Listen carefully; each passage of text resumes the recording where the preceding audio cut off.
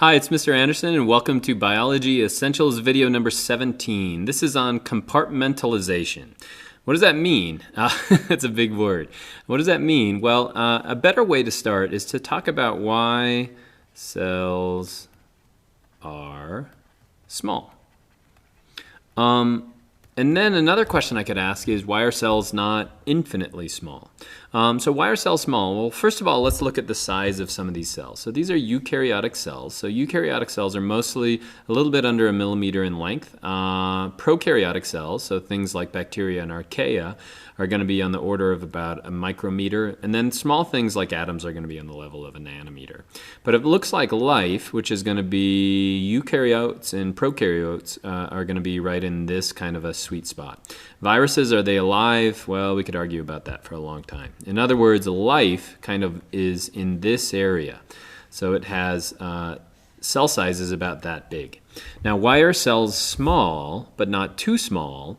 If we think about it, let's look at a cell here. So if this is a cell right here, so this is the cell membrane that goes around the outside. It's got a certain amount of volume on the inside, and then it has surface area that goes around the outside. So this would be the surface area that goes around the outside. So we could figure that out. But if I were to cut that cell into 4 parts, what would happen to the volume? The volume would stay the same, but the surface area would increase because we'd have all this surface area on the inside. Why is surface area good? It's because it allows you to get more nutrients in, to have more chemical reactions going on that membrane. And so if I even make it smaller, we get even more surface area. And so why are cells small? The reason cells are small is to increase the amount of surface area that you have. Great example of that would be a piece of wood. If you try to light a big piece of wood, you can't get it to start. But if you chop that into smaller bits of kindling, or even better yet, make it into sawdust, then you can get a huge amount of flames really, really quickly because you're increasing the surface area, or you're increasing the area along which we can have all these complex chemical reactions. And so the goal of life is to increase surface area, and that's going to push cells towards the small end. Now, why are they not infinitely small? Well, we don't have living things this small, and the reason why is that you wouldn't be able to put hereditary material, you wouldn't be able to put the machinery of the cell inside it, and so they can't be infinitely small. But even within this slice of life, we find that there are actually 2 strategies. There is the eukaryotic strategy and the prokaryotic strategy. Prokaryotes are going to be way smaller than eukaryotes. And how are they able to, eukaryotes, be able to be bigger? Well, that's through a process of compartmentalization. In other words, instead of making themselves really, really small, they have parts inside them that are small. And that allows them specialization, and it also allows them to increase surface area. Okay, so in this podcast, I'm going to talk about mostly eukaryotic cells, but know that cells can be prokaryotic or eukaryotic. 2 types of prokaryotic cells are bacteria and archaea. It doesn't mean that they're closely related. We are actually more related as eukaryotes to archaea than either of us are to bacteria. It just means that they have a similar life style or a similar life strategy. So the domain eukarya shows compartmentalization.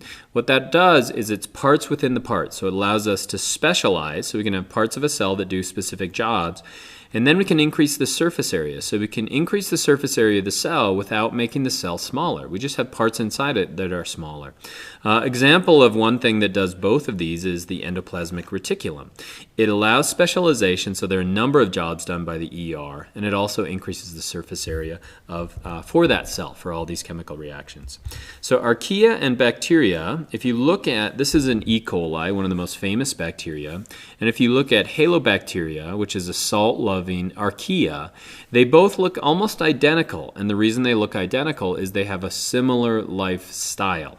But the one thing that ties them together is that they're incredibly small. So this would be about 2 nanometers or 2 micrometers, and these are about 5 micrometers, so about the same size. They have the same kind of a shape, but they're both really small. Prokaryotes are all small. That's to increase surface area. Now, inside us, we have what are called mitochondria. Mitochondria are not living on their own. They require us for life, but they're about the same size as both archaea and bacteria.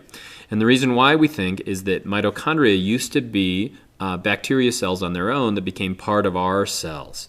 And we now use them for compartmentalization. The mitochondria inside our cells actually make ATP, and they're folded to increase surface area. And so compartmentalization is simply having parts within the parts, or smaller parts inside the larger relative cell.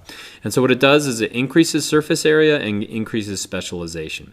Now, our cells aren't made of Kleenex, but Kleenex is a great example of something that shows compartmentalization. In other words, a Kleenex box has Kleenex folded inside it to increase the surface area.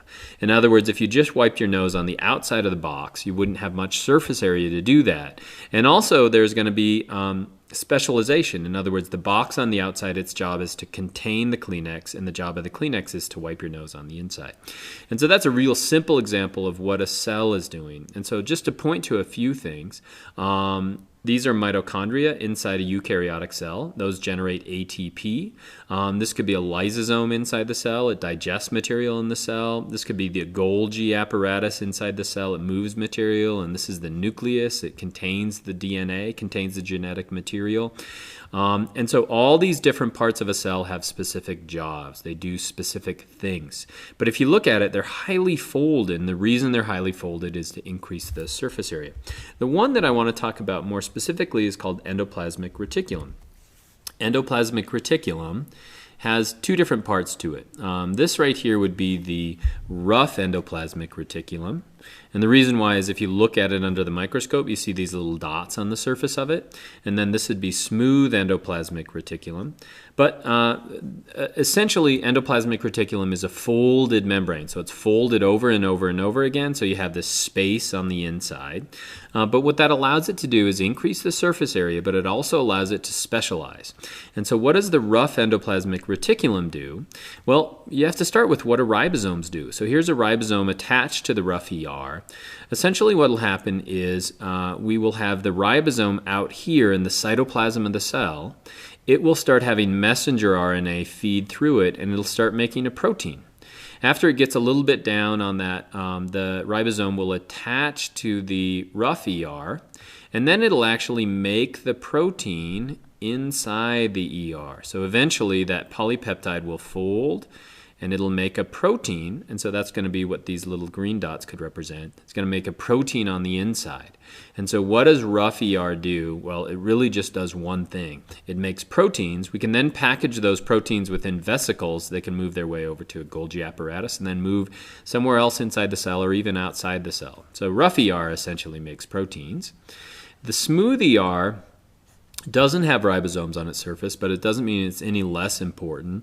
It's going to make lipids. It's going to make steroids. It's going to be responsible for metabolism of carbohydrates or breakdown of carbohydrates. It regulates the calcium ion concentration inside the cell. It detoxifies. It breaks down toxins inside the cell. And so the smooth ER shows a high amount of specialization. It does a number of different jobs, and those aren't done by different other parts of the cell. It's simply done by this one part of the cell. And so that's called a organelle. An organelle is going to essentially be a tiny organ. It's a part of the cell that allows for specialization. An interesting side note on SER is that alcoholics have a much higher amount of SER than in their cells, especially in the liver, than a normal person's cells. And that's because they're constantly breaking down alcohol and getting rid of the toxin.